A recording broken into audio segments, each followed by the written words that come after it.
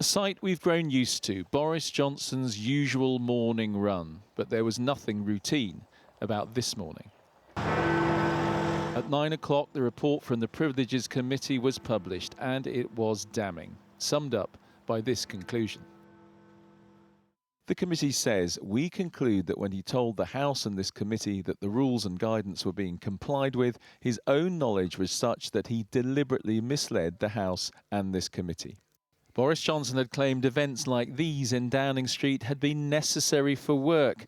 The committee of 7 MPs, 4 of them Conservative, rejected that. And they said he wasn't honest when he made statements like this. I have been repeatedly assured since these allegations emerged that there was no party and that no COVID rules were broken, and that is what I have been repeatedly assured. The committee dismisses that, saying the only assurances that we can be certain were given to Mr Johnson were arrived at in haste based on a press line to take, were not subject to investigation before either session of Prime Minister's questions, and did not emanate from senior permanent civil servants or government lawyers. And the report goes further, saying Boris Johnson's treatment of the committee itself was also a contempt of Parliament. The committee said that if Boris Johnson hadn't already resigned as an MP, it would have recommended a suspension from the Commons for 90 days.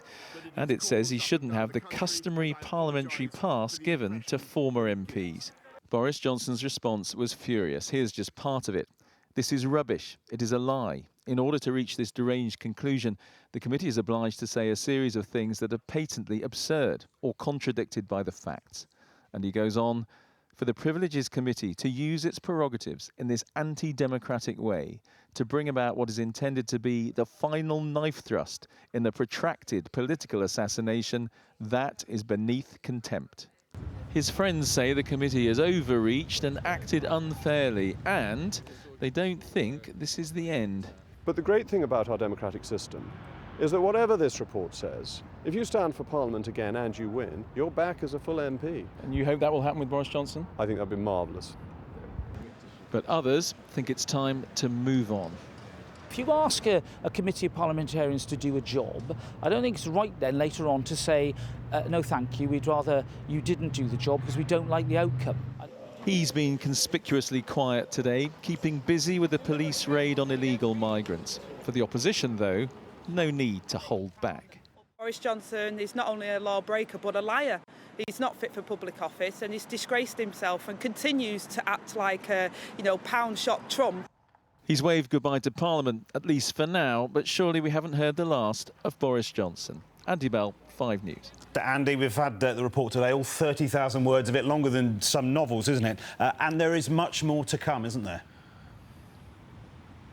Yes, the way this process works now is that on Monday, MPs will vote on the conclusions of the Privileges Committee. Now, there's no doubt the vote will go in favour of the committee and against Boris Johnson, if you want to put it that way. All the opposition parties will vote with the committee's findings. The interesting thing is going to be how many Conservative MPs vote to back Boris Johnson. I was speaking to one MP today who said he thought there'd be about 24 who would want to stand up and take the view that Boris Johnson has been badly treated.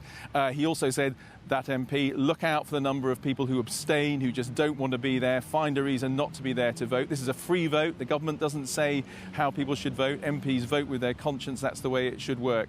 So I think there will be a number of people who will want to back Boris Johnson. But probably, if you're Rishi Sunak and you're watching this, you will conclude that while Boris Johnson still obviously has friends and supporters who believe they want to make a point on this, nevertheless, Boris Johnson's power within the Conservative Party is very much weakened. He's obviously out of the Commons, and I'm sure Rishi Sunak will be hoping that the party, the government, can move on.